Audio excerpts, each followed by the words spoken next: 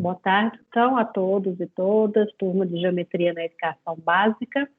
Estamos aqui na aula de número 18, no dia 14 de julho de 2021, continuando o seminário sobre o livro Aprendizagem em Geometria na Educação Básica, a fotografia e a escrita na sala de aula, de Cleane Santos e Adair Nakarato. Então, hoje a gente está no quarto seminário, e eu já passo a palavra para o grupo responsável e agradeço aí pela condução do trabalho. Ô Pedro, você vai compartilhar, né? Tá bom.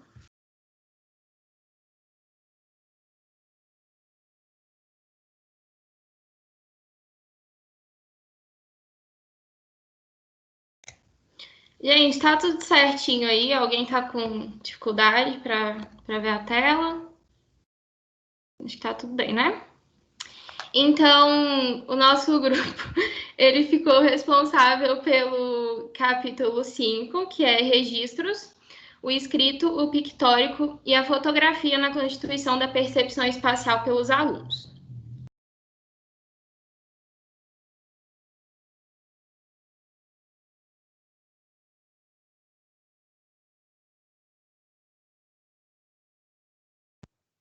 Júlia, você está mutado para mim, pelo menos.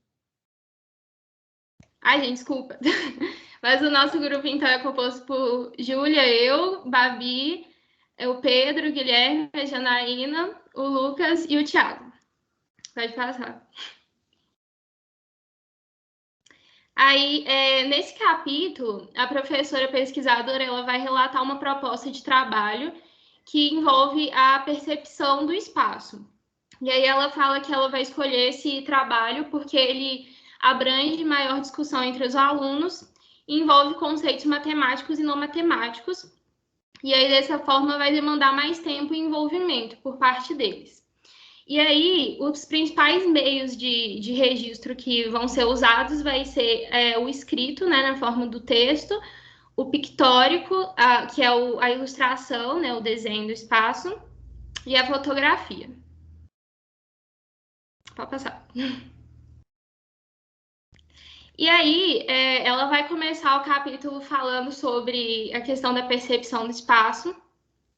E aí ela vai se apoiar na teoria do Vygotsky para falar sobre percepção. E aí, para Vygotsky, a percepção ela vai fazer parte da função psicológica superior, né? Ou processos psicológicos superiores, que englobariam as sensações, as percepções, a atenção, memória, pensamento, linguagem, imaginação, entre outros. E aí, que esses processos, eles formariam um sistema psicológico do ser humano. E aí, ele vai falar que essas funções, elas são constituídas na relação do coletivo com o individual e nas relações sociais. E aí, isso é uma coisa que o Vygotsky vai trazer, né, que não é só pensar no desenvolvimento de uma forma biológica, mas de uma forma na interação com o meio e com a sociedade. E aí, para ele, a construção do conhecimento ela vai se dar na relação desse sujeito com o mundo. E aí, essa relação ela é uma relação mediada por instrumentos culturais e signos. E aí, esses instrumentos culturais, eles poderiam ser pessoas, livros, computador, formas de registro e artefatos de uma forma mais geral. E aí, os signos, o principal deles vai ser a linguagem, né? Como a gente se comunica com o mundo e o mundo se comunica com a gente. E aí, no caso do capítulo, a professora vai usar as formas de registro, vai usar o registro escrito, o pictórico e a fotografia, né? Como essa forma de meio. E aí, eles vão funcionar tanto como meio, né? Na construção do conhecimento, na construção dessa percepção espacial, tanto quanto eles vão expressar essa percepção por parte dos alunos, né? Então, ele vai ter essa dupla função, esses registros. Aí pode passar. Então, ela dividiu a atividade em 6 etapas. A primeira etapa para a produção de um texto escrito, descrevendo onde cada estudante mora. A segunda etapa, uma revisão coletiva, onde o texto escolhido foi o texto do Léo, que é o texto que vai ser trabalhado no capítulo. A parte da ilustração, em que cada aluno vai ilustrar o texto do Léo. E a fotografia, em que o Léo vai tirar a foto do percurso que ele faz da casa até a escola. E aí ela fala que eles escolheram o Léo pelo fato de que ele mora perto da escola. Então, que ele precisaria estar com a câmera, né, da professora. E a quinta etapa, que é a confecção do mapa para representar esse percurso do Léo. E a sexta, que é uma produção escrita a partir do mapa construído. Pode passar. Aí, esse é o texto do Léo, o texto selecionado. Eu moro com a minha mãe. Nós moramos na rua Antônio Tacildo Vion, número 679. Do lado direito da minha casa tem um terreno baldio e o mato cada vez está mais alto, quase invade a nossa casa. Perto da minha casa tem uma mercearia que funciona das 6h30 às 20 horas. Nessa mercearia, todos os dias eu compro pão antes de ir à escola. A escola em que eu estudo fica perto da minha casa. De a pé, eu gasto mais ou menos uns 5 minutos. Ah, eu quase estava me esquecendo, que perto da minha casa também tem uma lan house. Quando posso, vou à casa de meu amigo Matheus para podermos brincar juntos. Quase todos os dias, alguns meninos jogam bola na rua e fazem um tremendo barulho. Essa é a rua onde eu moro. Pode passar. E aí o Léo, além da mera descrição, né, do espaço o espaço que ele experiencia, ele vai também trazer elementos da vida cotidiana dele, como o horário de funcionamento da mercearia, todo dia ele faz tal atividade. Ele vai situar afetivamente também. Então, ele vai falar que ele mora com a mãe dele, ele vai falar a questão do mato, né, que está quase invadindo a casa dele. Então, ele vai situar também espacialmente. Então, ele vai botar as referências dos lugares, da lan house, da mercearia, e vai colocar as ruas também. Aí pode passar.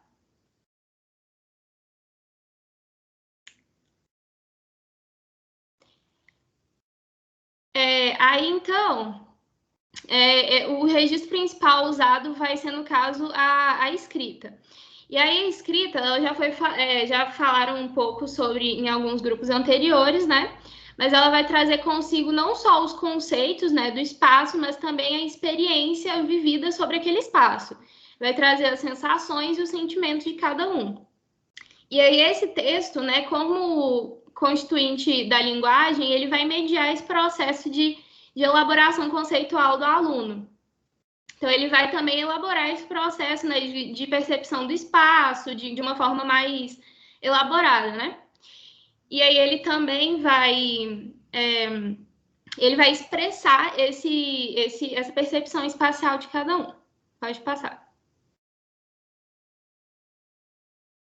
Então, o Léo, a pesquisadora ela vai falar que o Léo, conforme Hanon, 1977, e aí o texto dele, gente, tradução aqui de pessoa que não sabe espanhol, chama A Criança Conquista o Meio. E aí vai ser desse texto que ela vai tirar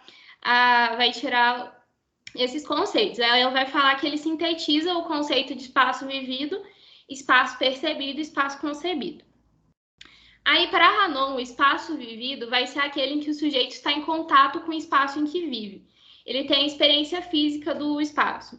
Então, é aquele que ele vai experienciar biologicamente, em termos do Hanon. Então, ele coloca também esses espaços como etapas também.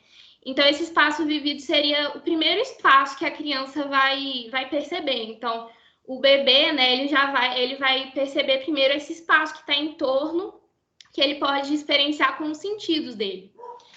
Aí, o próximo espaço vai ser o espaço percebido, em que o sujeito já conhece sem a necessidade da experiência anterior. Então, ele não precisa experimentar biologicamente, né? E aí você começa a ter as noções de distância, de espaço, de profundidade e tudo mais. E aí é interessante porque logo depois, né, na parte da ilustração, algumas crianças elas vão ter que trabalhar com esse espaço percebido, né, que é o espaço do Léo, que não é um espaço que elas vivem necessariamente, mas elas vão ter que expressar a percepção delas sobre esse espaço. E aí o terceiro espaço seria o espaço concebido, que ele é definido por formas que já não são mais percebidas na totalidade, mas pelas representações entre elas e suas propriedades. Então, essa seria uma concepção mais abstrata do espaço, e aí seria onde residiria a geometria, né? Então, a gente tem os conceitos mais abstratos, né, geométricos, e aí, a partir disso, a gente identifica eles no mundo, né?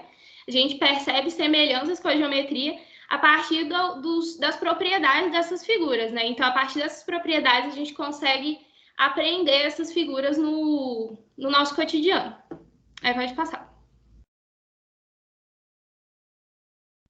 E aí, a próxima etapa vai ser a etapa da ilustração, em que cada um vai ilustrar o lugar, né, onde o Léo mora.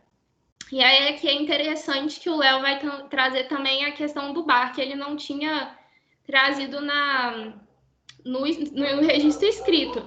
Então é interessante a gente ver como os diferentes registros também vão mobilizar diferentes memórias, diferentes percepções assim do espaço, né? Aí pode passar. Então, a pergunta é como que os outros alunos, eles vão perceber esse espaço que não faz parte da vivência deles, né? Que não é, nas palavras de Hanon, um espaço vivido. E aí, cada um vai fazer a representação de acordo com a sua interpretação de mundo, a sua interpretação de espaço. Pode passar.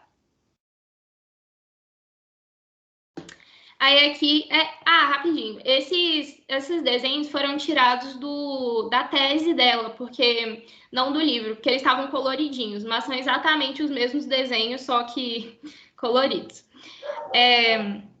Aí, esse é o desenho do Mário.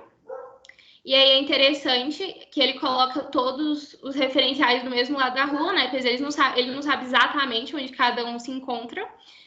E aí ele faz questão de representar o Léo também, que é uma coisa interessante, né? Por ser o espaço do Léo, ele faz questão de representar o Léo, botar uma setinha em cima da cabeça dele. E aí uma coisa que a gente percebeu também é como a casa dele, que ele representa, né, a casa do Léo, é diferente da casa dele na realidade, porque a gente vê, né, depois na foto e no desenho do Léo, como é a casa dele. E aí isso vai muito da experiência dele, da vivência dele, do conceito dele, né, de uma casa, talvez remeta à casa dele mesmo e tudo mais. Pode passar. Aí aqui, esse é o desenho do Júlio. E aí ele vai... O Júlio, a professora relata que ele pega o ônibus escolar todo dia para a escola. Então, ele representa esse ônibus escolar indo para a escola. E aí, provavelmente, passa na rua do Léo, né?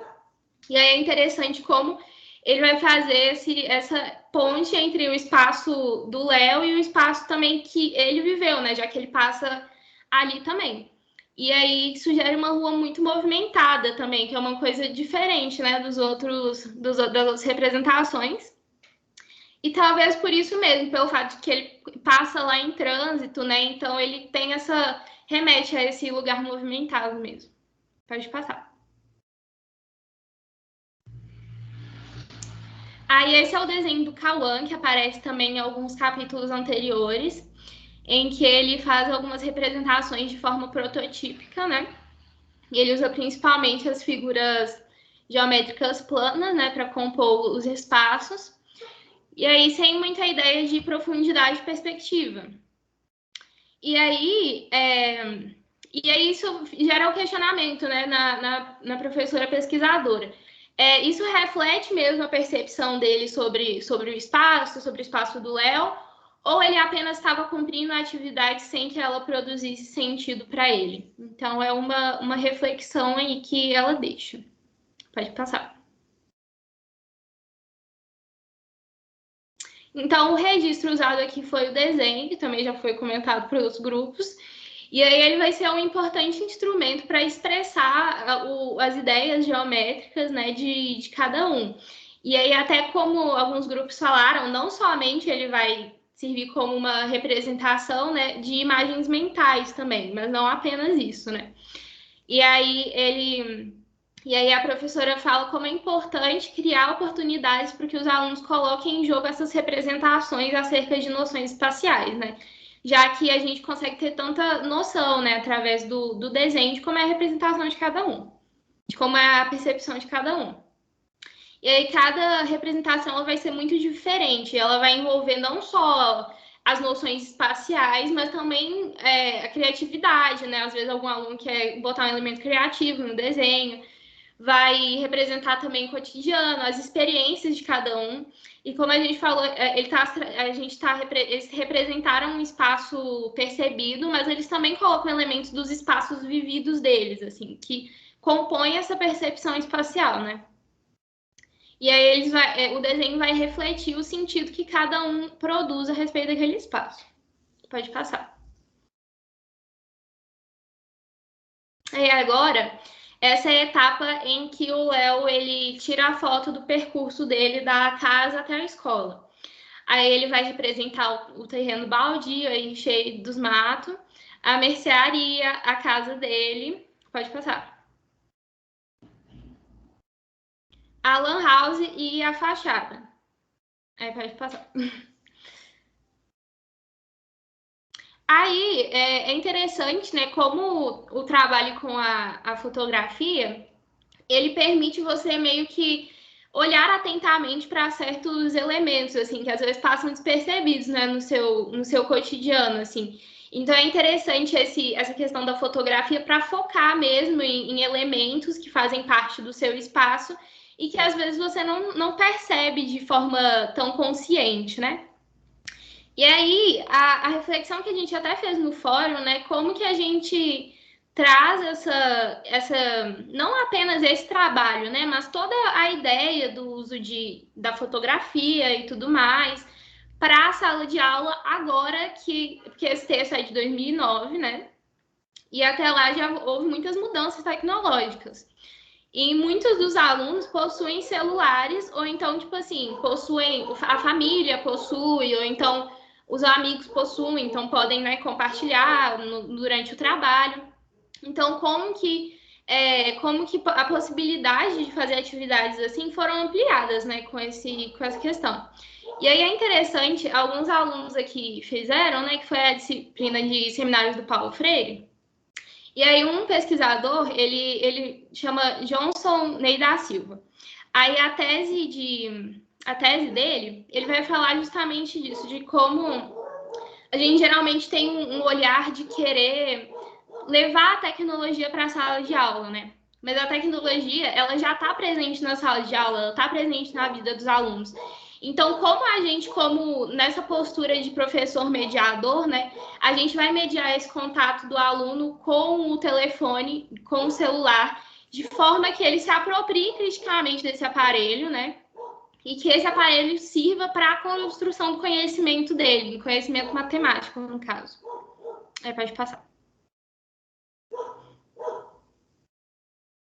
Aí agora é para vocês sentirem mais saudades ainda da aula presencial. A gente vai para a nossa dinâmica. Nós vamos dividir vocês em grupos de 4. E aí a gente pensou que talvez nós vamos cair também em alguns dos grupos. Mas a gente vai, se nós cairmos nos seus grupos, a gente vai mais ajudar vocês a entender a dinâmica do que fazer ela exatamente com vocês, porque a gente já sabe o final, então seria sacanagem. Enfim, aí a proposta é que vocês façam croquis do mapa da UFMG, do campus Pampulha. E aí, a nossa sugestão é que vocês possam usar, por exemplo, o Paint e compartilhar a tela, alguém do grupo, ou então que vocês façam em programas online. O próprio Teams tem um quadro que você compartilha online. Eu esqueci o nome dele. Enfim, e aí todo mundo pode desenhar ao mesmo tempo. E no final, é para vocês mandarem a foto no grupo do WhatsApp que a gente tem na turma. E aí, tanto vocês podem tirar fotos, se vocês fizerem no papel e tal, quanto vocês podem apertar o print E se vocês forem no WhatsApp Web, é só vocês apertarem print e Ctrl V lá, que aparece direto. É sem trabalho. Então, vamos dividi-los.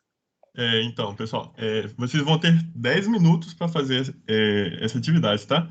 10 minutos é para ser pouco tempo mesmo, tá? Então, ser dinâmica, a ideia de vocês lembrarem primeiro dos lugares que vocês trouxeram, né, que a gente pediu lá no fórum, vocês trazeram alguns lugares marcantes.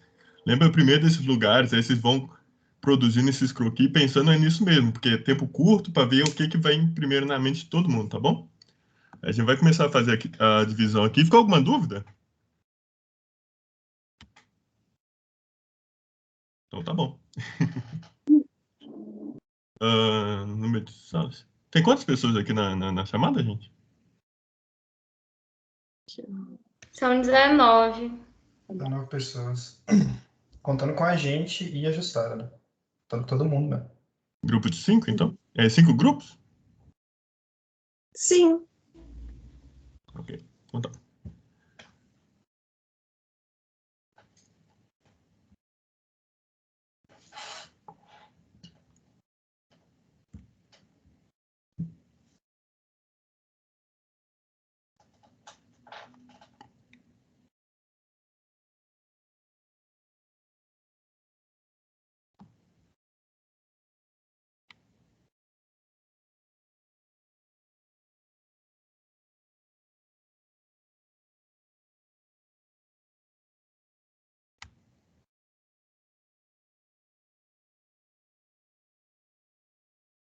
Então é isso aí. Acho que daqui a pouco vocês devem ser redirecionados.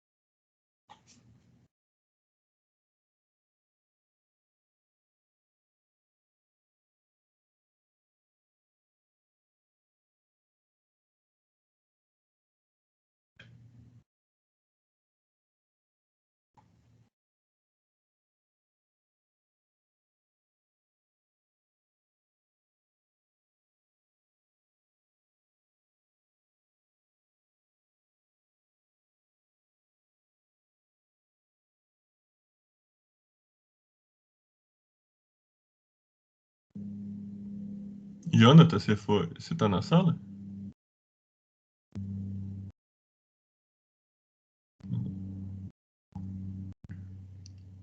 Rafael, você tá na sala? Oi, Você não foi pra sala nenhuma, não? eu caí, a internet caiu aqui, eu estava tentando conectar. Não, beleza. Foi só eu que caiu ou porque aqui tá quase ninguém? Não, é porque a gente tá fazendo uma dinâmica, tá bom? Aí qual que é a dinâmica? Eu vou colocar vocês numa sala, vocês têm 10 minutos para desenhar um mapa da UFMG. Lá no grupo eles vão conversar melhor com vocês, tá bom?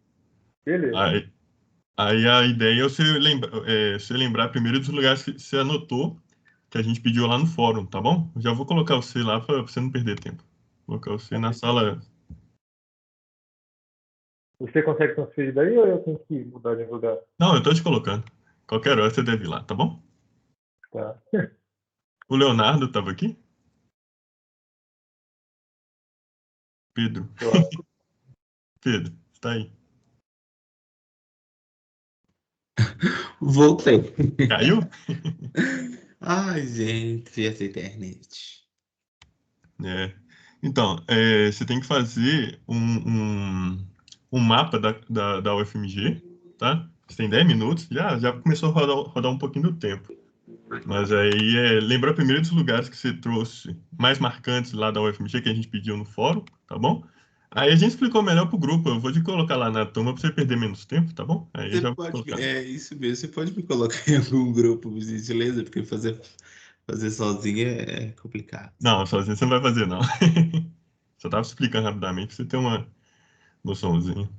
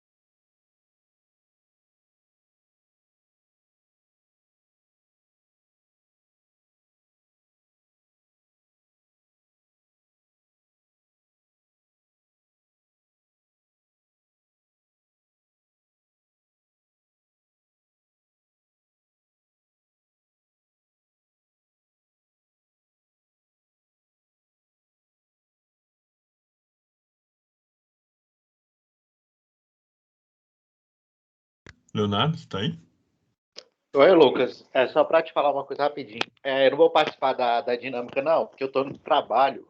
Ah, meu Aí vou Deus. esperar o povo voltar só para escutar a discussão mesmo. Ah, não, então beleza, então. Beleza. Você acha que volta aqui quanto tempo? Ô, é daqui a 2 minutos. Ah, não, vou esperar aqui então. Beleza. Valeu. Nada.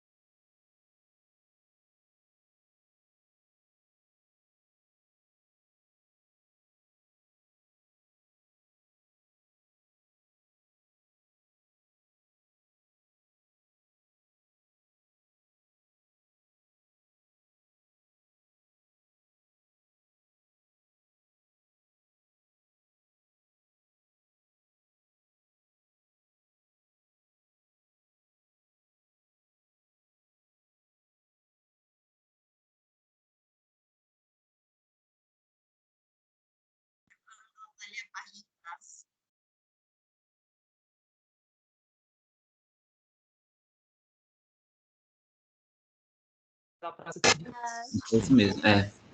Alguém tirou o print? Não deu pra printar, E agora? Eu também não tirei. A gente não Já tirou voltou? print. Eu não acredito. Era 9 minutos, já tinha mais 1 minuto ainda. Nossa. Foi muito rápido. E agora? Perdemos. Não vamos poder enviar os croquis.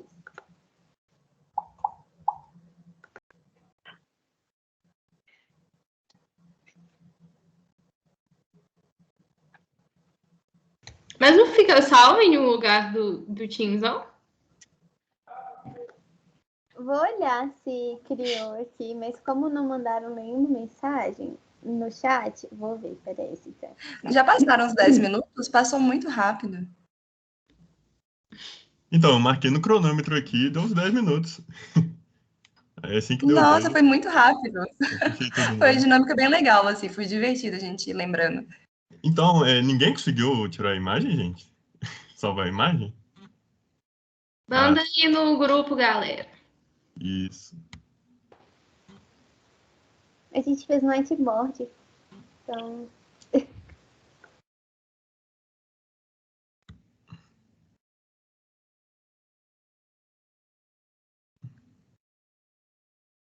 Tá. Eu travei? Não sei. Travou não. Tá de boa. Ah, tá bom. Gente, então, enquanto tá organizando tudo aqui, né, meu computador tá um pouco pesado, então vocês vão falando o que vocês acharam da dinâmica, o que vocês...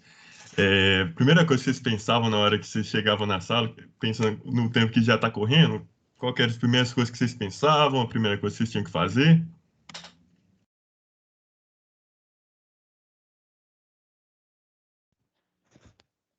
Gente, um de cada vez. Não é difícil escutar todo mundo falando ao mesmo tempo.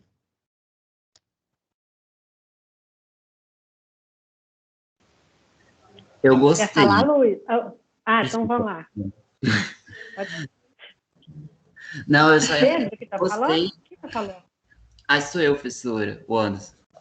O Anderson, então continua, vai lá. Não, tranquilo, eu gostei, achei legal, só que eu não sei desenhar, então aí ficou, eu até mandei lá no WhatsApp o que a gente conseguiu lembrar, assim, foi bacana esse resgate, mas a gente representou de cima, assim, começamos a representar os stacks de cima e a praça também, a praça que parece um circo, eu esqueci o nome agora, mas um picadeiro, mas Serviço.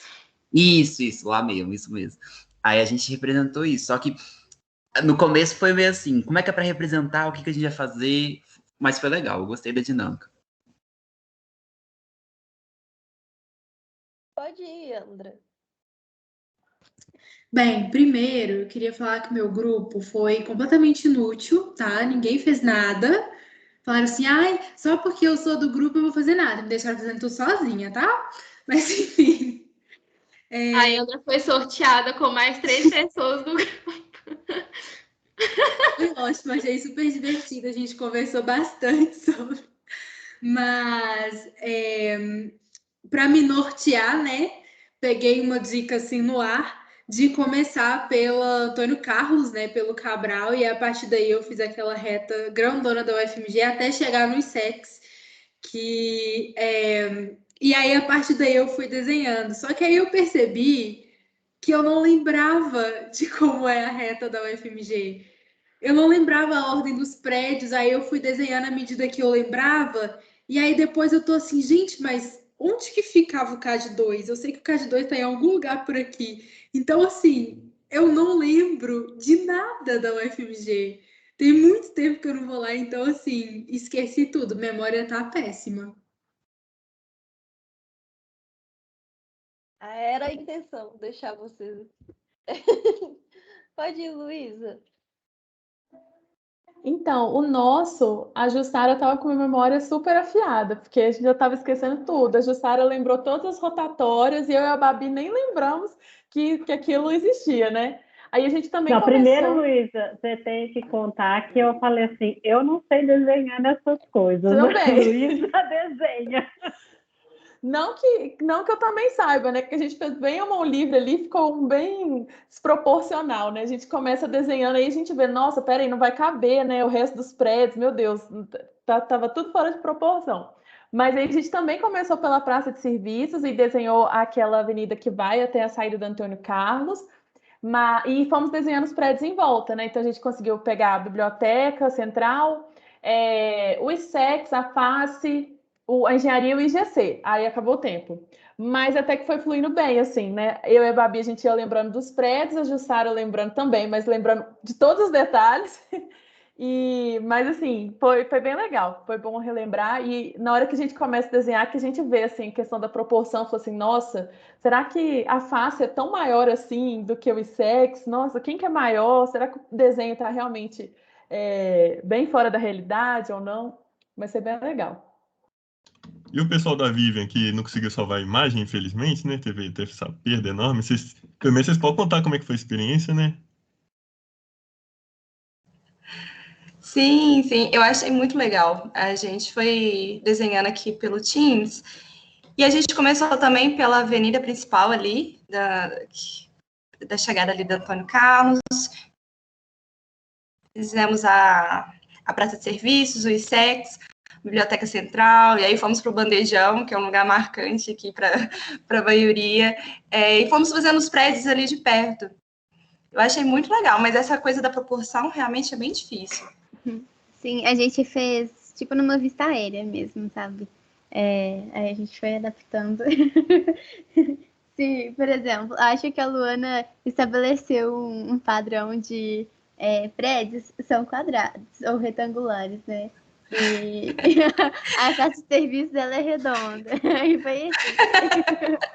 Eu sou péssima do desenho, então assim, foi bem básico ali, sólidos geométricos. Ô, gente, e eram 5 grupos, só 2 mandaram imagem, um perdeu. Então faltando 2 imagens, por favor. A Yanda mandou um agora. Meu grupo também não conseguiu salvar a imagem, não. Então conta aí como é que foi, Daniel, como é que foi a experiência. Bom, primeiro a gente gastou assim um tempo para descobrir onde que estava essa lousa do Teams. Aí a Bárbara descobriu, né? Porque a Bárbara é sempre tecnológica.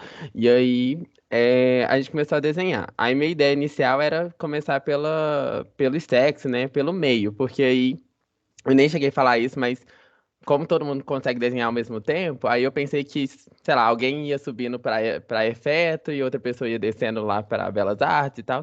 Mas acabou que, né, conversando com o grupo, a gente achou melhor começar pela portaria do Antônio Carlos, igual todo mundo. E aí a vista também foi aérea.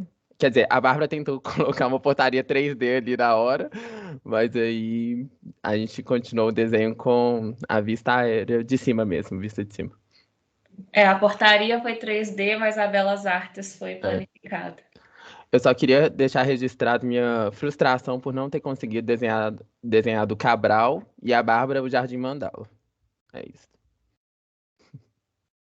Muito bom que vocês consideram o Cabral parte da UFMG, né? A gente tava conversando isso no grupo. Será que alguém vai colocar o Cabral no croquis? E André colocou. Faz parte.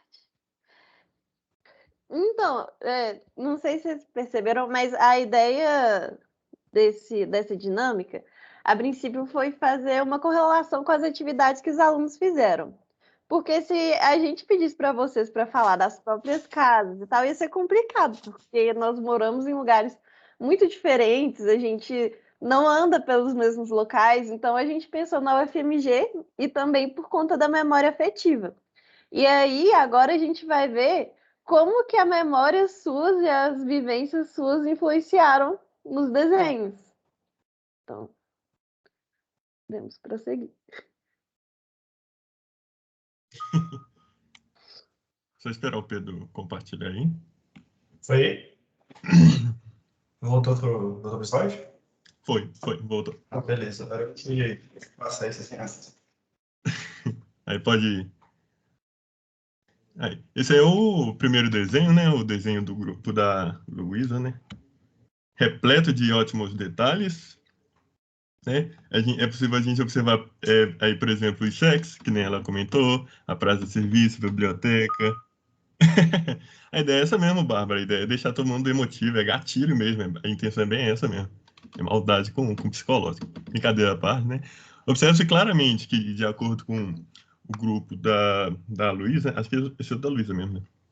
A face é o dobro do tamanho do sexo, né? Então, será que é isso mesmo? Mas é bastante interessante. Você apareceu ali a engenharia, o IGC também. E, de fato, uma coisa que vale ser observada é que não aparece a FAI, né? E a gente é da licenciatura, né? Será que a gente... por que a FAI não apareceu? Será que é porque não deu tempo mesmo? Ou será que não estava na nossa lista de prioridade em desenhar? É uma questão já que a gente já pensa, né? Eu respondo isso. Eu dei a ideia de começar pela praça de serviços porque ela é mais central. E aí a gente conseguiria distribuir melhor a partir desse centro, né? Distribuir os outros prédios. Mas não deu tempo. Vocês viram que a gente estava a caminho, né? Nós chegamos até o IGC. Ah, sim, exatamente, né? Não, tá certo, aí. Legal. Também tem um outro grupo, né? Pode passar aí. Que é o grupo do Anderson, que fez o ISEX cheio de ótimos detalhes, começou a fazer ali o círculo da praça de serviços e acabou, né? Então, no final das contas, a gente tem um ótimo mapa do ISEX.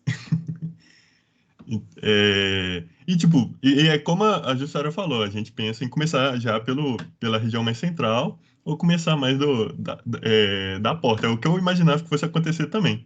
O Anderson, pode falar, pode defender aí seu belíssimo croquis. Eu só ia defender mesmo, só ia falar que a gente quis representar o ISEX com muito detalhe, que a gente está com muita saudade do ISEX, mentira, é falta de tempo mesmo, e falta de habilidade em quem desenhou. Não, mas ficou muito bom, dá para perceber a perspectiva, o 3D ali na imagem. Meus parabéns para o grupo. Deu para ver que eles colocaram o DCE diferente ali do lado. Sim, não sim. Contínuo. O olhar de mãe. E como vocês podem perceber, temos a imagem do Jardim Mandala, né? Todo mundo que já tirou uma sonequinha depois do almoço ali no Jardim Mandala já tá com saudade aí também, né? Aí pode ir para o próximo slide. E temos o do grupo da Yandra, que era o grupo mais desfavorecido, né? Que tem vários desenhos aí, né? Provavelmente, como foi feito à mão, acabou saindo mais rápido, né? Então, a gente consegue perceber o ISEX, aí do lado da praça de serviços, né? Que está com a lona ali na bola da praça de serviços. A imagem não tá permitindo ler tão bem assim. Mas tem o ICB, dá para ver a Biblioteca Central, dá para ver a biblioteca, dá para ver um prédio aqui do lado. Dá para ver a reitoria, é uma coisa que já apareceu de surpresa aí, né? A reitoria. Apareceu o Cabral lá em cima, apareceu também a engenharia, a face, né? A tríade ali. Guilherme, pode falar também? Não, é só um comentário que ela disse assim, nossa, eu não sou boa nisso, fazer arquitetura e tal, eu não quis por causa disso. Eu fiquei, nossa, imagina se fosse boa, né? Foi muito Pois é. bom, de verdade, muito bom mesmo. Essa questão Eu só queria fazer um comentário também, para aproveitar que eu também sou do grupo. Ali tá o IGC, mas eu tenho que defender um prédio que é maravilhoso, que ninguém lembra o nome, que é SCI. É Escola de Ciências de alguma coisa. Eu não lembro tudo, mas é a Da SCI. informação. Pois é, Quem pois é. lembra, nem você. Inclusive, ele me marca muito porque ele é um prédio muito bonito. Para mim, ele é um dos prédios mais bonitos da UFMG.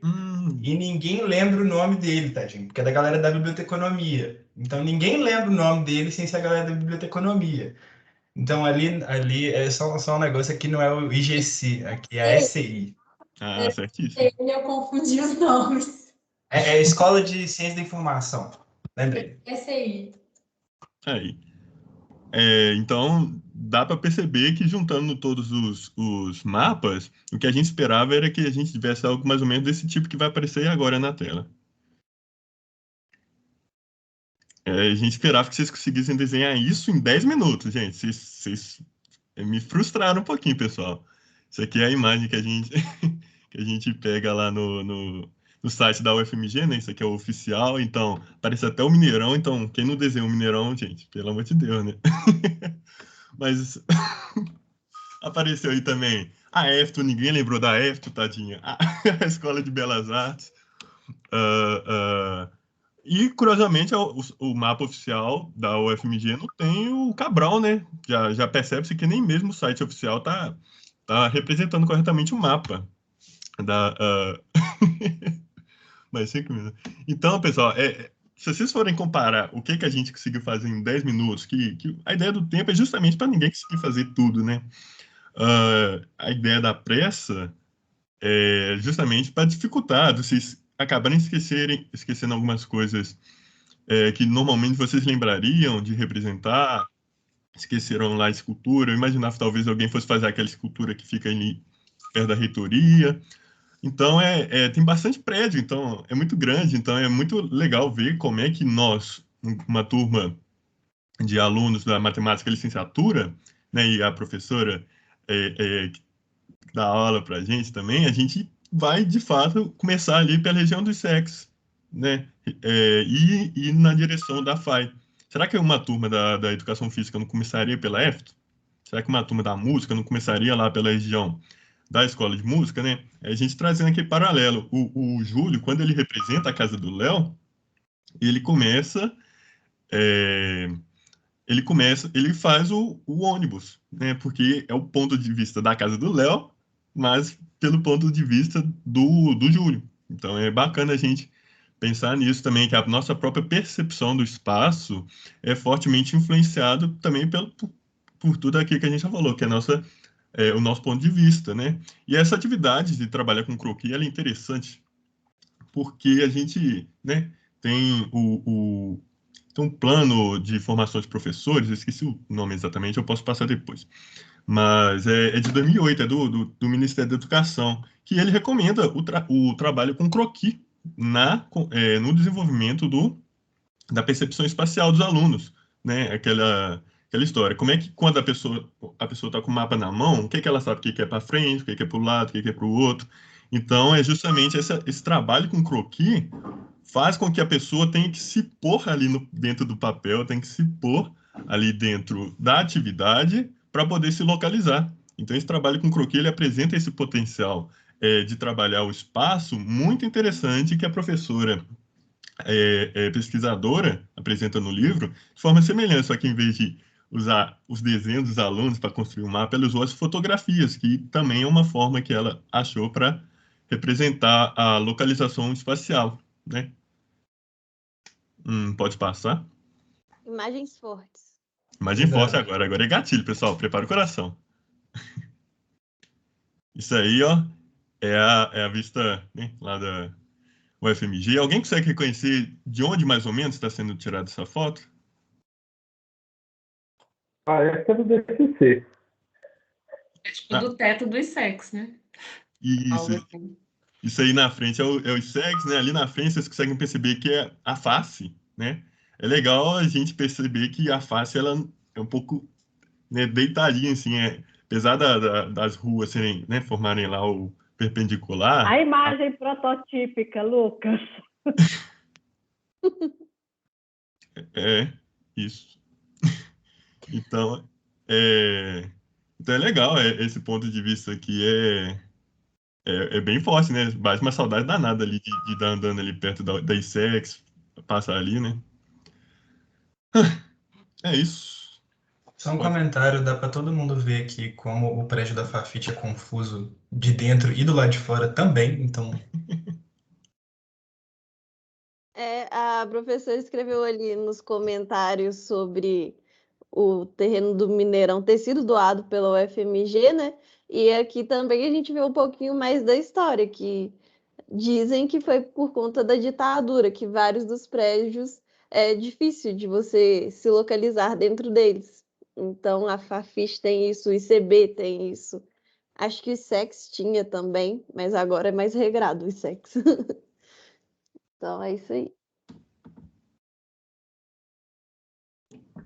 pode passar?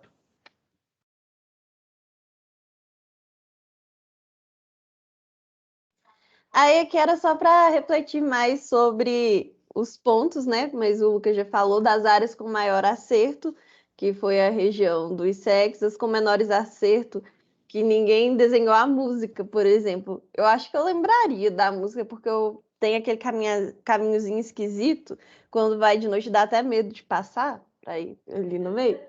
Então eu lembrava disso. Aí que tudo isso depende da nossa referência prévia. E uma coisa que o Lucas não abordou tanto foi que as escolhas de vocês pela geometria que ia usar.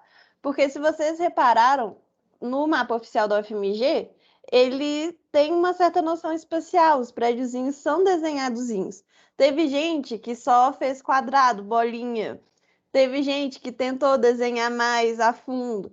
Então, isso foi uma coisa que a gente deixou aberto de propósito para vocês poderem usar a criatividade, ver o que era mais fácil, o que vinha à mente para vocês. E foi isso. Pode passar.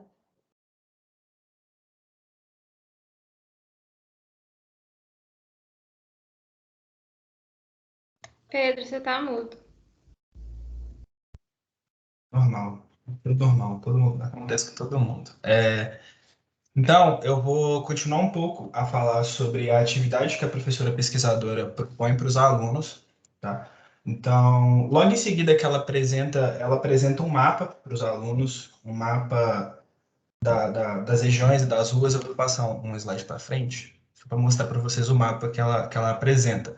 Então, você tem aqui as ruas, o nome das ruas. A professora pesquisadora também deixa claro que ela ensina aos alunos sobre retas paralelas, retas concorrentes e pontos de referência. Ela deixa claro isso no relato dela. E aí ela cria junto com seus alunos esse mapa, usando as fotos do Léo e um quadriculado. E aí você começa a perceber um pouco da diferença. Eles começam a colocar um das ruas. Você vê que a Lan House parece um pouco mais distante da casa do Léo, o terreno baldio está sempre à esquerda. Você vê nos outros desenhos dos alunos que não tem a mesma vivência do Léo, você vê às vezes o mato à direita, a própria mercearia à frente. Então, os alunos, a partir da inserção das ruas e tudo mais, eles começam a ter uma noção espacial melhor com esse trabalho. Deixa eu passar aqui. E aqui é o mapa que eu já mostrei, que a professora mostra depois. E aí, após isso, a professora pede para que eles façam um outro relato, por escrito, da mesma situação do Léo. Então, ela começa assim, ó. Eu moro com. Esse é o relato inicial que a gente já leu. Eu moro com minha mãe, moramos na rua no Tarcísio Vion, do lado direito da minha casa tem um terreno baldio. O mato a cada dia está mais alto, quase invade a nossa casa. E acho que a gente já leu com a Júlia, então eu vou falar pro relato final dele, que é tipo: eu moro com a minha mãe na rua Antônio Tarcísio Vion, número 679. Estudo na escola Carlos Futi Guimarães, que está localizada na rua Ângelo Bardi. O ponto de referência que eu falei é a Mercearia Grosselli, que fica perto da minha casa. A rua Antônio Tarcísio Vion é paralela à rua João Buscado. A rua onde eu moro é concorrente à rua Ângelo Bardi, Arenor Maton e Eduardo Povoa. Para ir até a escola, sempre passo ao lado da praça e da Lan House Top Point. Toda vez que tem vacinação de cachorros, eu vou vacinar o meu cachorro na rua João Buscato. A rua onde eu moro e a Eduardo Povoa passa o ônibus. Essa é a rua onde eu moro e os lugares próximos. Então, o que a gente repara aqui de interessante no relato inicial para o relato final? Ele mostra pontos de referência, ele coloca detalhadamente as ruas, ele insere coisas que ele não inseriu antes, como, por exemplo, toda vez que tem vacinação de cachorros, eu vou vacinar meu cachorro na rua João Buscado. Através dessa criação, desse estudo, ele conseguiu associar uma coisa que ele vive, que é o fato de vacinar os cachorros, como um ponto de referência, como um ponto de localização do lugar onde ele vive. Então, a partir do trabalho, ele consegue ter cada vez mais pontos de referência para inserir e não necessariamente retirando as suas vivências, mas sim inserindo cada vez mais as suas vivências também e coisas mais importantes. Você vê, por exemplo, que ele não fala do terreno baldio aqui, não que eu me lembro. Não fala do terreno baldio. Então, ele vai trocando os pontos de referência a partir daí. É importante lembrar aqui que a professora pesquisadora coloca uma citação de uma outra aluna. Ela falou, professora, eu vou a uma festa no domingo perto da casa do Léo. E o que que isso nos traz para a gente? Traz que a aluna conseguiu incluir pontos de referência na percepção espacial dela através do trabalho. Então, ela pega esse comentário e faz um paralelo com o Zisp, que é: embora a geometria derive do mundo físico, suas ligações com esse mundo são ignoradas na maioria dos textos escolares elementares. E, portanto, quando encontradas nesses livros, as ligações da geometria com o mundo real parecem não ter uma direção muito precisa. Ordenar essas ligações é um problema curricular não envolvido. Então, você tem tipo assim, você tem essa dificuldade de trazer o real e o vivido no ensino de geometria. Você quer falar, Sara? Pode falar. Eu quero, Pedro. Fazendo a conexão com, acho que foi com o último seminário, que ela, até uma, não sei qual foi, um deles aí, sobre o papel diferente do mundo real para as aulas de matemática e as aulas em outras ciências, né? Porque o mundo real, na matemática, na geometria em particular, o mundo concreto, serve como uma mediação entre os conceitos geométricos, né?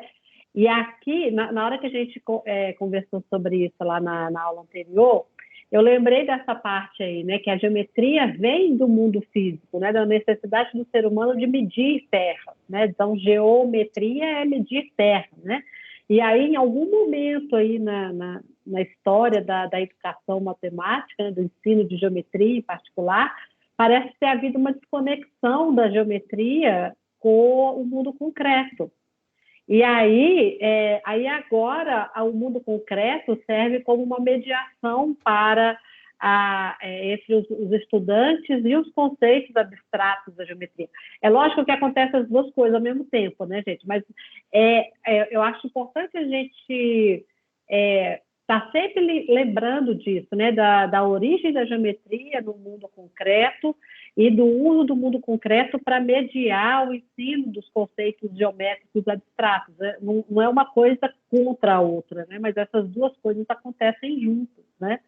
E quando a gente pensa, né, que os alunos não sabem por que qual é a ligação disso que a gente está estudando, né, com a vida, afinal de contas, a gente tem essa clara noção, né, da perda de conexão com a concretude da vida. Era isso. Obrigada, Frei. Não tem nada. Então, basicamente isso que a Jussara falou, da concretude, e deixa eu ver. Beleza, agora a gente tem que falar um pouco sobre as conclusões que a gente chegou do grupo sobre a pesquisa como um todo. Eu vou falar como um grupo, então se eu esqueci algum comentário que alguém gostaria de fazer, sinta-se à vontade, porque eu vou falar sobre todo mundo. A gente achou muito interessante o uso o uso da professora pesquisadora de linguagens no ensino da matemática, que definitivamente não é uma tarefa fácil, é uma tarefa muito difícil, mas uma tarefa que enriquece muito o ensino. Ela usa também as tecnologias a favor dela. Então, a gente, na época, ela usou a fotografia, mas hoje, por exemplo, nós, como professores, podemos usar, por exemplo, o Google Maps, ou então outras ferramentas que ajudem a enriquecer o trabalho e sobre pontos de referência, retas paralelas e tudo que tangeia o assunto. A única crítica que eu acho que todos nós tivemos acerca foi que ela não detalhou muito. É um trabalho muito interessante que instigou todo mundo enquanto a gente estava fazendo, mas existiam alguns pontos que a gente gostaria, pessoalmente, que tivesse sido mais bem detalhado, como, por exemplo, ela fala que ela explica retas paralelas, concorrentes e pontos de referência, mas ela não fala, tipo, se foi uma aula expositiva, como que foi. Pelo menos no capítulo em si, ela não expõe isso. Talvez na tese, que é um pouco mais extensa, ela tenha detalhado mais, mas no livro ela não tá tão detalhada e a gente sentiu falta porque é um trabalho muito interessante, a gente gostaria muito que tivesse mais detalhado sobre isso. Bom, eu acho que é isso. Se alguém tiver alguma coisa a acrescentar, que eu tenha esquecido de alguns comentários. Na conclusão, lógico. A gente também achou muito interessante a questão das tecnologias na sala de aula, sobre elas já estarem lá. E a gente, em determinados momentos nas nossas discussões, até antes de criar a dinâmica, surgiu, por exemplo, o Google Maps, que quando elas fizeram esse trabalho, não tinha Uber, você não tinha um mapa na palma da sua mão onde quer que você ia e tal. Tanto que ainda era usada a câmera, não era usado celulares. Como que poderia abordar isso nas salas de aula?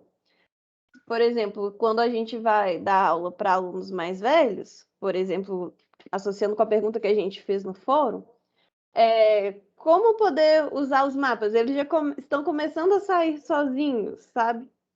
Poder buscar essas fontes e trabalhá-las em sala de aula também foi uma das conclusões que a gente aprendeu com elas, assim, como grupo. E é uma reflexão interessante que eu mesmo fiquei pensando, né? Isso lendo a resposta do Leonardo lá no fórum, né? Que eu cheguei até a comentar o seguinte, que muitas vezes o aluno tem um mapa na palma da mão e se ele não tiver bem trabalhado na habilidade de ler esse mapa, ele está no meio da rua olhando o celular. Então, qual que é o risco, né? Se a gente for pensar no risco social, tem chance dele ser furtado no meio da rua lá.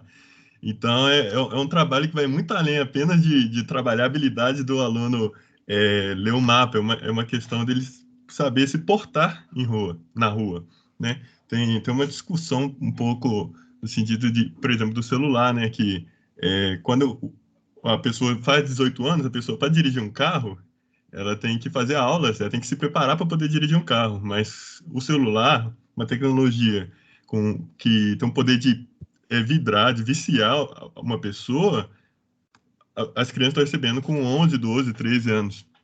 Então, não tem um preparo para trabalhar com esse tipo de tecnologia também. Então, é importante a gente considerar essas questões que vão além do apenas saber usar a tecnologia, apenas saber ler o mapa, essas questões que tangenciam a discussão, mas que também são tão igualmente importantes a serem discutidas, né? Mas se não tiver um senso de direção também, Lucas, ter um mapa na mão não resolve muito, não. Exatamente.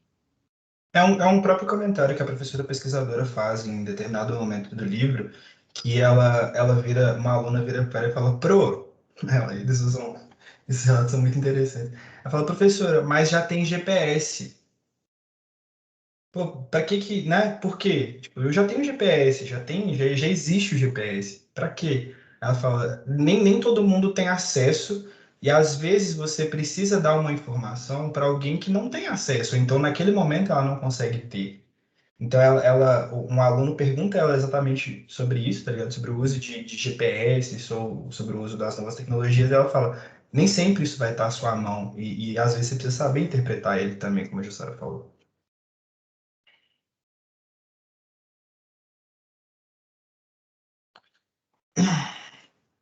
Tranquilo? Alguém quer acrescentar mais alguma coisa, alguém do grupo? É, o que a Jane falou é verdade, o GPS também leva a gente a uns caminhos bem errados. Já aconteceu várias vezes. O Bom, negócio do GPS é que eles normalmente olham os caminhos mais curtos. Então é importante o aluno saber olhar bem, porque ele não sabe onde que ele está indo passar. E isso é um problema, dependendo. sim. No mais é isso, agora a gente vai abrir para discussão sobre as perguntas no fórum e outras discussões que a gente preparou para vocês, tá? O pessoal tá aí? Cadê? Já? O Guilherme tá aqui.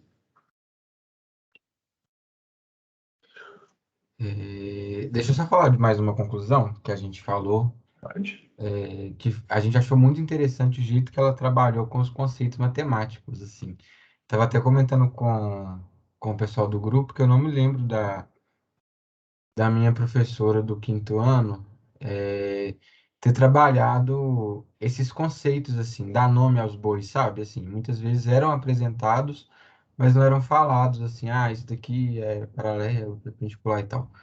E aí ela trabalha esses conceitos, né?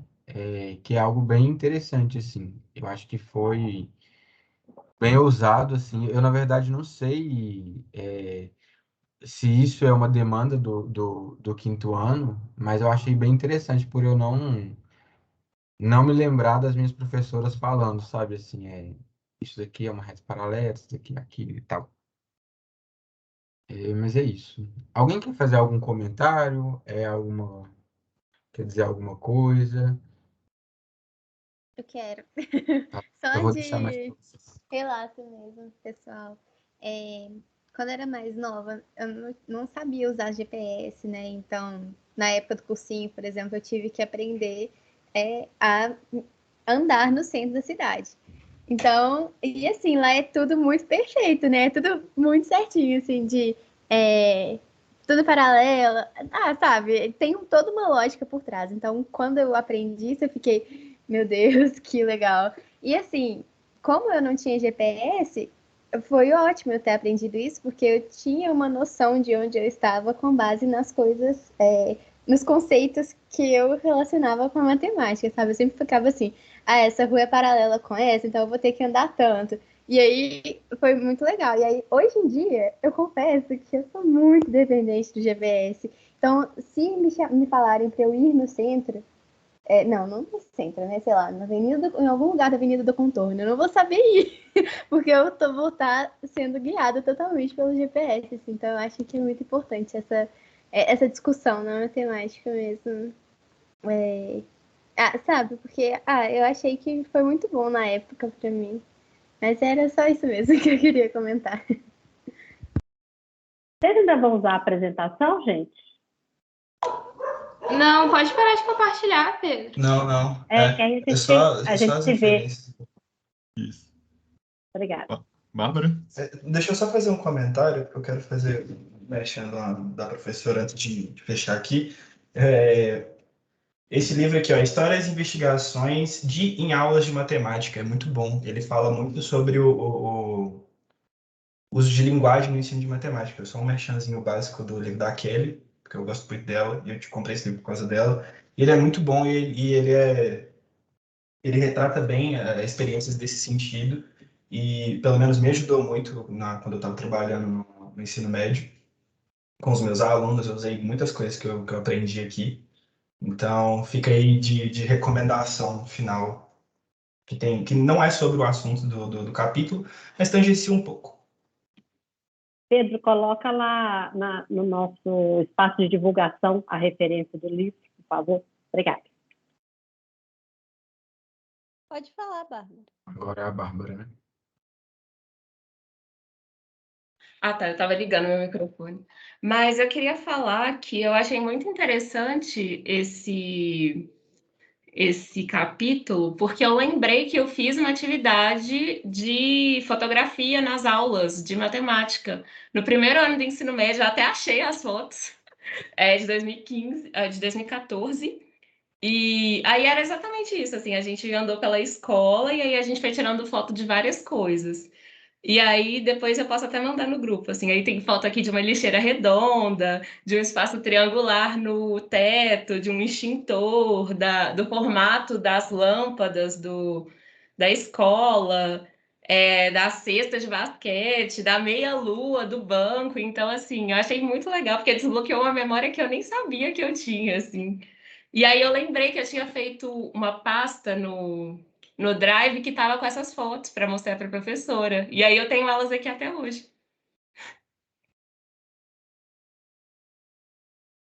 Manda sim, isso é legal. Manda pra gente, por favor. Agora é a Jussara. Pode ir, Jussara. Gente, antes, eu acho. Eu acho que abaixou, desistiram. Não tá aparecendo. Vamos ligar o microfone, né? Não, eu mais ou menos eu vou, acho que foi na fala do Lucas, né, sobre a orientação, mapa, GPS e tal. Eu acho que a gente nunca toma como um assunto da geometria essa coisa de localização no espaço, né? A gente acha que a aula de geometria é triângulo, cubo, esfera, não sei o que e tal, mas localização, né? E você ter esse senso de direção é uma coisa de geometria, né? A Vivian falou de andar no centro de Belo Horizonte. É super fácil isso, né? Porque você tem as ruas paralelas, né? E as ruas com nome de estado seguem a ordem do mapa do Brasil. Então, você sabe, né, que entre a Rua Espírito Santo está entre a Rua Rio de Janeiro e a Rua Bahia, porque no mapa está assim, né? E não sei se vocês já sentiram a experiência de andar no centro de Belo Horizonte, igual a Vivian descreveu, e andar em Ouro Preto, que não é uma cidade planejada, né? Quando eu ando em Ouro Preto, eu fico o tempo todo tentando entender como que uma rua emendou com a outra. Olha, eu saí daqui, cheguei lá, como que isso acontece, né? Porque eu não tenho uma visão espacial de Ouro Preto, né? Eu sei andar lá, mas é um andar pelas ruas mesmo. Eu não tenho igual eu tenho aqui de BH, né? Eu, tipo, sair, né? Meio olhando por cima, né? E conseguir me localizar, né? Rio Claro, em São Paulo, né? Que é o berço da educação matemática brasileira, as ruas têm números. As ruas são no sentido e as avenidas são perpendiculares a elas, né? E todas numeradas. Então, a origem da cidade é a estação ferroviária. Aí, a partir dela, para a direita, vão as avenidas pares, avenida 2, 3, 2, 4, 6, etc. Para a esquerda, vão as avenidas ímpares, 1, 3, 5, etc. E à frente da estação estão todas as ruas, 1, 2, 3, 4, 5, e isso no centro da cidade, né? Aí, quando você vai afastando do centro, começa a ficar mais confuso, também não é tão paralelo assim, porque deixa de ser planejado, né? Então, assim, são duas coisas que eu acho fantásticas, né? Que é o berço da educação matemática brasileira e tem um plano cartesiano no centro da cidade com as ruas numeradas. Eu assim, uau, deve ser por isso, né, que aconteceu isso lá. Mas, assim, no final eu quero responder a pergunta do fórum, tá? Vou deixar a conversa rolar aqui. Obrigada. Hoje, Sara, mas só completando o que você está falando, eu acho que uma coisa que você tinha perguntado também, né? Porque o livro é do ensino fundamental 1 e a gente trabalha com ensino fundamental 2 e 3. Mas eu acho que uma das coisas principais que o livro traz, e isso não importa, eu acho que o o ano, é justamente ampliar essa noção da geometria que a gente tem, né? Que a gente pode trabalhar. Então, tipo assim, a geometria é muito mais do que... Eu acho que hoje todo mundo tem uma ideia muito mais ampla do trabalho de geometria do que a gente tinha antes, né? Exato, Júlia. Essa era uma das intenções, de ampliar a concepção de geometria de vocês. Geometria não é só a figura geométrica, teorema, demonstração, etc., né? Tem esse sentimento espacial, né? Elas usam o nome direitinho, que eu falo sentimento, não sei. Peraí. Vamos procurar o nome correto. Espacial? Noções de espaço. Noções de espaço. Noções de espaço, pensamento geométrico, percepção espacial, tal. Então, são noções de espaço e forma, né, de pegar os objetos, e ali elas estão trabalhando com crianças, né, e que o concreto é muito importante por isso, né. E, além disso, quando a gente vai trabalhar com crianças mais velhas, no ensino fundamental, nos anos finais, né, no ensino fundamental 3, ensino médio, etc., talvez tenha menos contato com esse concreto, mas se os alunos não tiverem essa experiência nos anos iniciais, eu acho que super vale fazer isso nos anos finais do ensino fundamental. É lógico que adaptando, né, para a idade, para os interesses ali dos alunos, né? E um outro motivo, já que eu comecei a falar disso, é o fato delas colocarem em ação um referencial teórico, né? No final aqui desse capítulo, na página 80, né? Ela, no penúltimo parágrafo lá, ela fala assim, no entanto, essa circulação de significados e sentidos só foi possível devido à intencionalidade do trabalho pedagógico da professora pesquisadora. Ela não estava fazendo um monte de atividades aleatórias, né? Ela tinha um propósito para cada atividade, cada etapa que ela propôs. Ela estava o tempo todo se baseando em Vygotsky, na mediação, nos instrumentos de mediação e nessa construção de significados passo a passo e da elaboração conceitual. Então, ela tinha muita clareza e fundamentação teórica para o que ela estava fazendo. Né? Eu lendo lá as respostas do fórum, eu vi muitas respostas de a gente pode trabalhar tal coisa porque atrai a atenção dos alunos, eles se envolvem mais. Será que é esse o motivo, né, da gente ensinar geometria em particular, ou ensinar matemática, né? Será que a gente está transformando a aula de matemática no entretenimento? O que eu faço para chamar a atenção do meu aluno, né? E as autoras aqui, elas deixam bem claro que elas têm um propósito, né? Ensinar tal e tal coisa, fundamentada em tais autores, as atividades foram essas, os alunos foram respondendo a essas atividades dessa forma. Então, esse livro ilustra bem isso que eu estou falando com vocês, da importância da gente colocar em prática, na nossa sala de aula, as teorias que a gente estuda. Né? Não é pegar lá a teoria e encaixar perfeitamente na prática, mas de se basear na teoria para criar atividades, uma sequência de atividades que faça sentido dentro daquela teoria e dando um retorno para os alunos e construindo as noções geométricas aqui no caso delas, tá? Então, resumindo, são esses dois motivos, né? Ampliar a concepção de geometria de vocês e, 2, mostrar um uso muito bem feito de um referencial teórico para ensinar geometria. Agora, obrigado. Agora é a Vivian que quer falar. Pode falar. Gente, eu de novo, né? Ai, meu Deus. Mas era só para falar sobre o que a Jussara disse, que foi até uma das coisas que eu coloquei lá. Eu falei de chamar a atenção, confesso, mas eu falei também da fundamentação e de sempre deixar isso bem claro para os alunos, porque eu não sei vocês. Eu vou dar um exemplo da nossa vida que tem acontecido, mas quando eu, por exemplo, vou fazer uma prova e eu sei que eu não estou segura com aquela disciplina, com aquilo que a gente está vendo, eu eu fico mais segura ainda na hora de aplicar. Então, eu imagino que seja parecido com a sala de aula. Acho que quanto maior o nosso embasamento teórico, mais a gente vai se sentir seguro para aplicar aquilo que a gente está estudando. Então, e vai ser mais fácil, as coisas vão fluir, porque a gente está seguro naquela teoria. Então, eu não sei, eu acho que é muito importante mesmo. Era só isso. Tá certo. Agora é você, Lucas. Contar duas coisas, né? Eu não sei se eu já falei isso aqui na aula passada, né? Se eu tô me repetindo, peço perdão. A questão que eu vi no livro do Borba, né? Esqueci quem que são as autores. De pesquisa em ensino em sala de aula, que é justamente por que difícil... Esse mesmo. Foi lançado no Embrapem, que teve na UFMG. Tô com a camisa do Embrapem aqui, inclusive. Quem participou estava lá. Mas aí nesse livro ele fala do...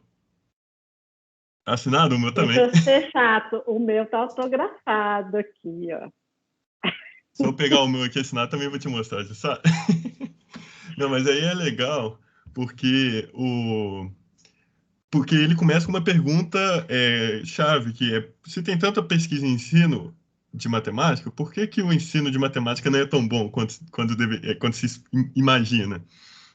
E começa a fazer uma análise toda profunda sobre como é a relação entre a pesquisa e a sala de aula. E essa é uma relação muito importante que a gente tem que prestar atenção. No próprio Embrapem, quando eu estava lá, teve uma mesa redonda que o professor, a pesquisa dele era... entrevistou alguns professores da educação básica e perguntou se eles usam metodologias de artigos que leem. E grande maioria dos professores que foram pesquisados falaram que não.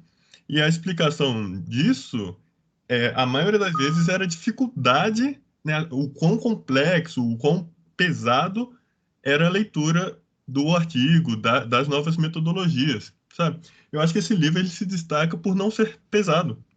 Esse é um livro altamente aplicável. Eu acho que a ideia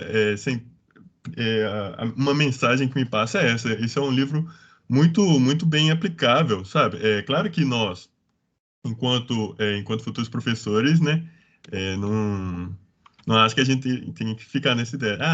Texto pesado, não vou ler. Tipo, é interessante, é sempre bom a gente priorizar essa constante formação. Mas, sabendo que a profissão de professor ela é tão densa, é importante a gente, enquanto pesquisador também, né, no nosso mestrado, doutorado, enquanto pesquisador de forma geral, a gente ter ciência disso. A gente ter ciência de que esse livro, que o material que a gente escreve, ele tem que ser lido por alguém. Então, se a gente escreve da academia para a academia, ele não chega na sala de aula. Então, a gente quebra essa ponte que a gente esperava, sabe? Então, eu acho que essa questão de ter acesso a materiais, a novas ideias, é muito importante. Vocês vão ao Encontro Mineiro de Educação Matemática, né? Uhum. Vocês vão apresentar trabalhos? Sim. Ótimo. Ótimo. Então, nos vemos lá. Por aqui, né? Mas só complementando a questão do Lucas, né? Porque às vezes nem é tanto o desinteresse do professor, mas ou ele não foi meio que educado, né, a procurar isso, tipo, pela formação mesmo dele na graduação, assim.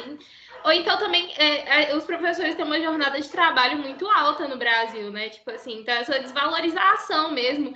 Ainda mais escola particular, né? Que você ganha por hora, que você não tem tanto o tempo de planejamento e tudo mais.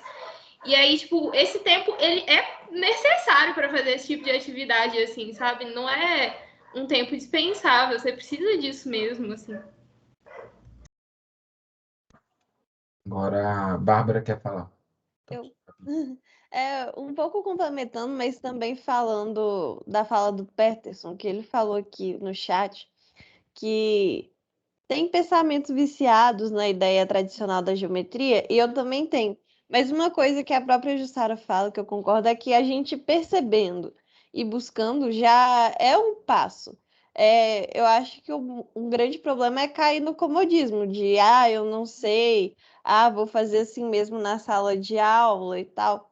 Mas buscando os artigos, buscando livros e realmente tentando aplicá-los em sala, existem muitos exemplos de como a gente pode sair um pouco dessa caixinha. Então, acho importante. E a Bárbara mandou lá no grupo as fotos. Se vocês quiserem ver, eu compartilho aqui com vocês. Se eu descobrir onde compartilhar a tela.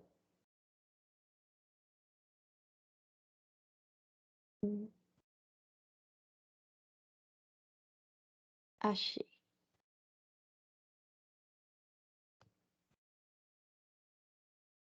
Foi? Foi. Foi sim.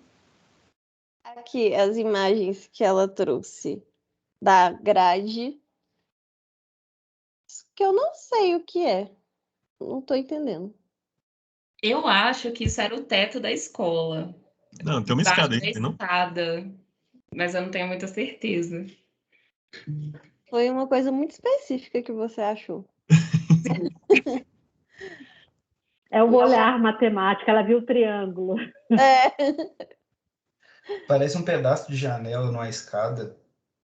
Vira a cabeça um pouco para a esquerda para vocês verem. Todo mundo virando a cabeça, que engraçado. Acho que foi pegadinha, hein? Não, mas não, minha câmera que não tá ligada, mas eu também virei a cabeça. Aí o extintor. Isso daqui eu fiquei curiosa para saber. Ô, Bárbara, você lembra como que você descreveu isso quando você tirou a foto? Não faço. Nossa, não faço a mínima ideia.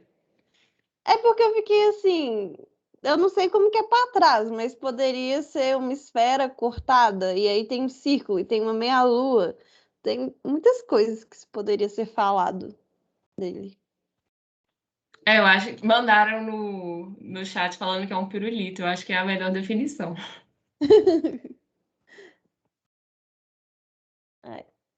As luzes. Essa escola era bem colorida, né? A escola era toda pintada. Era bonitinha lá. Oh, que doido. Gostei das suas fotos. Olhar matemática desde Obrigada. sempre, né? Uhum.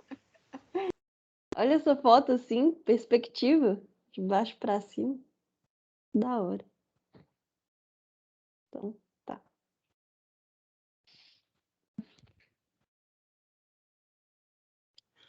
Uma coisa que eu achei legal é que esse trabalho, segundo o Drive, né, foi realizado em 2014, que é a data do lançamento do livro. Quer dizer, o ano que foi lançado, né? Será que ele foi inspirado no livro?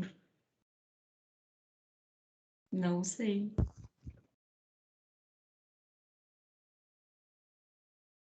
Boa pergunta. Você pode perguntar lá para sua professora. Mas eu não tenho contato com ela. Ela não gostava de mim, não.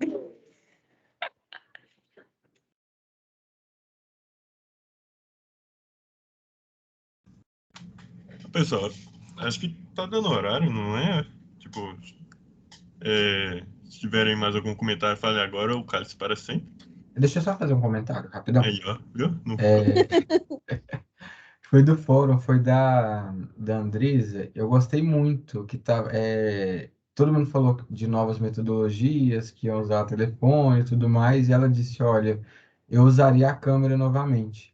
E eu achei muito interessante porque é um lado que foge da matemática, né, dos alunos terem acesso a isso, porque hoje em dia eu não vejo mais ninguém com câmera, a não ser aquelas profissionais. E eu não sei se ela está aqui, e eu nem sei se o comentário dela era a intenção de usar essas câmeras profissionais mesmo, bonitonas e tal, mas eu acho que não. E aí eu comecei a pensar, assim, eu falei, nossa, que legal fazer assim, sabe? levar para os alunos, para pelo menos eles saberem que isso existiu. E aí depois ela disse sobre uma representação tridimensional. E eu achei muito legal, assim, fazer esse link, sabe? Ela até falou dessa representação tridimensional com o ensino médio, mas eu pensei, por que não no fundamental, sabe? Juntar as duas coisas, assim, seria bem legal. E uma outra coisa que eu vi também que eu achei muito legal foi muita gente falou que era do Google Street View, mas ele pode ser usado não somente no celular, né? Porque, enfim, eu acho que essa época de pandemia escancarou para. Eu não sei se vocês têm acesso ao que acontece na escola pública, mas meus pais são professores de escola pública, né? Minha mãe é diretora atualmente. E a grande queixa é que, às vezes, são 5 crianças para o telefone do pai. Esse pai precisa trabalhar, esse pai precisa fazer aquilo. Então, eu vi muita gente, isso me incomoda um pouco, é um desabafo pessoal, mas eu vi muita gente dizendo, é telefone, isso não só no fórum não, tá, gente? Foi durante muitas aulas, durante outras disciplinas, eu vi gente dizendo que seria muito interessante se as crianças escolhessem usar o celular para, sei lá, um exemplo aqui da nossa aula, mexer com matemática dinâmica e não jogar Free Fire. Mas a realidade é que muitas crianças não podem nem escolher usar o telefone para essa matemática dinâmica, sabe? Porque não tem, assim. Eu costumo ir para o interior e lá tem crianças que não estão fazendo nada, assim, não tem nem acesso à televisão que para assistir às aulas que o governo disponibilizam, né? E aí, com esse Google Street View, teve uma pessoa que falou assim, nossa, tem um computador e pode usar pelo computador e tal. Eu achei isso super bacana, porque tem escolas que mesmo tendo 3 computadores funcionando, ou sei lá, tendo um projetor, é legal assim, porque isso dá para colocar todo mundo na jogada, pelo menos para visualizar e deixar cada criança mexer ali por 5, 10 minutos, que seja, né? Eu não sei, eu fico muito incomodado com essa exclusão, mesmo que não intencional, mas não sei, né? Tipo, é um debate que sempre ocorre aqui em casa e por isso que eu trouxe. Era só isso.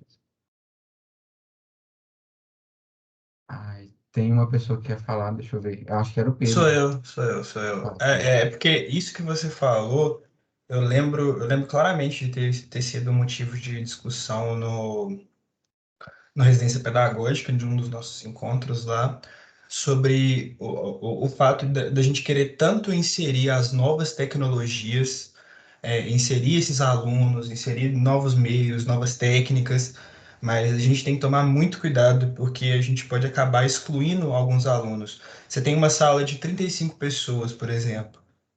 Pode muito bem que uma ou duas pessoas ali não tenham acesso ao que você precisa que elas tenham, ou às vezes não tenham conhecimento para ter o acesso, sabe? Tipo, às vezes a gente quer mexer num software muito legal. Vou dar um exemplo lá, o GeoGuessr, que a gente citou enquanto a gente estava fazendo, que é um pouco disso, só que ele é todo em inglês, então, tipo, a experiência de alguns alunos pode ficar defasada, porque nem todo mundo vai entender o que o site está falando, entre outras coisas. Isso é um ponto que a conclusão que a gente chegou é que a gente tem que tomar muito cuidado, mesmo que seja, por exemplo, com celular que a gente acha que todo mundo tem, mas na verdade, que nem o Guilherme falou, às vezes não tem, sabe? Às vezes que nem ele falou, é um celular para casa inteiro, então o celular da mãe, o celular do pai, que, né, trabalham com isso, não podem dispor para o menino durante muito tempo. e às vezes a internet não pode ser gasta, né? O pai precisa. Pode falar, Jussara, eu acho que é você mesmo. Pode ir. Acho que você lembrou bem, Guilherme, dessa situação. Tecnologias são muitas e os acessos são completamente diferenciados, né, no país inteiro, né? A gente viu muitas histórias, né, durante a pandemia de crianças que iam para um ponto assim, no alto de um morro, na montanha, perto de casa, porque ela morava num vale, lá não chegava sinal de internet, então ela até tinha algum celular, algum aparato tecnológico, só que ela não tinha sinal de internet, então ela tinha que ir aí o pai construiu, vocês viram uma reportagem assim, o pai construiu uma cabaninha, porque a menina só podia estudar naquele ponto ali, no meio do mato. Então, assim, gente, viu bastante, né, dessa realidade diversificada brasileira, que às vezes eu acho que é intencional, tá, Guilherme? Sim, né, que é muito complicado mesmo. Só que a gente tem que tomar o cuidado também para não ir para o extremo oposto, né? Só como não nem todo mundo tem acesso, então eu nunca vou trabalhar com tecnologia, né? Eu acho que um bom meio termo é conhecer o que os nossos alunos naquela turma têm acesso, na escola, em casa, ou no próprio celular, as crianças, algumas têm celular, né? E várias têm, né? O Lucas até falou que eles não têm uma preparação para usar um celular, já tem celular, né? Então, ao invés da gente partir do pressuposto de que todo mundo tem ou de que ninguém tenha, a gente deve conhecer aquela realidade, saber o que aquelas crianças têm acesso, a que elas têm acesso, na escola ou em casa, e a partir daí a gente construir o nosso planejamento.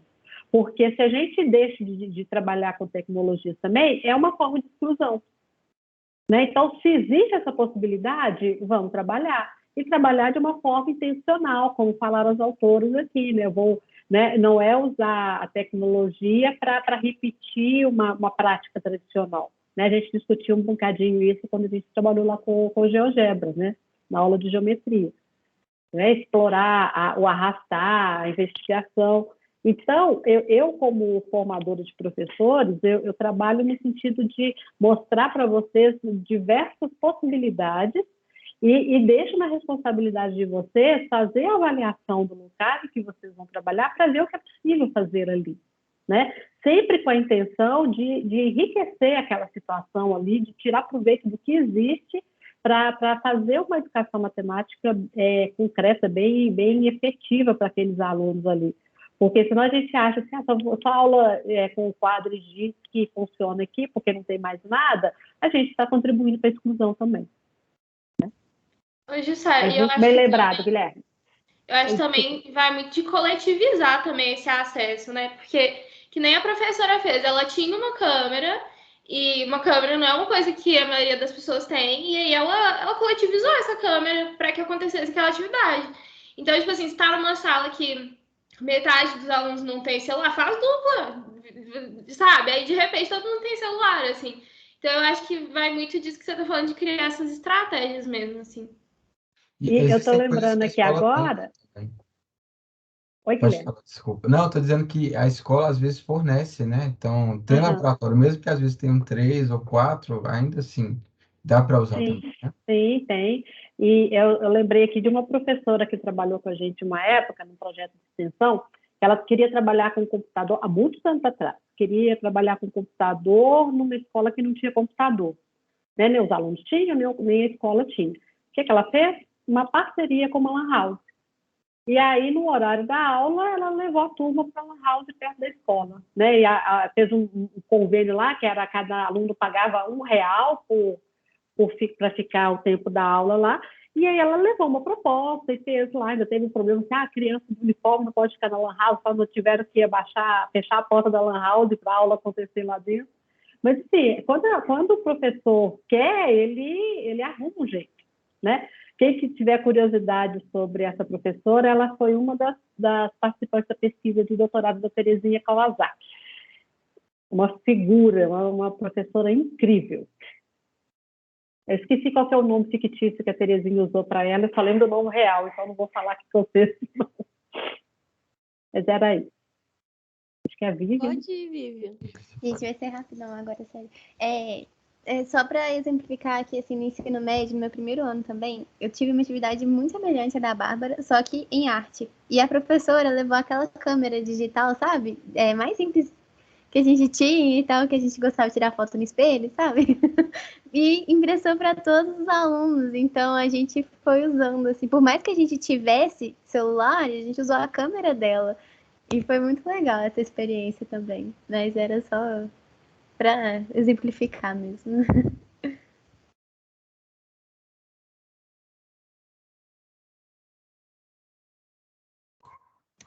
Eu acho que a gente pode ir encerrando, então, né? Que a gente passou um pouquinho já do tempo. Eu queria agradecer, então, a presença de todo mundo, em nome do grupo. Não sei se alguém do grupo quer falar mais alguma coisa, Mas muito obrigada pela interação lá no fórum aqui, pela atenção. E nos encontramos na próxima sessão do Clube do Livro, galera.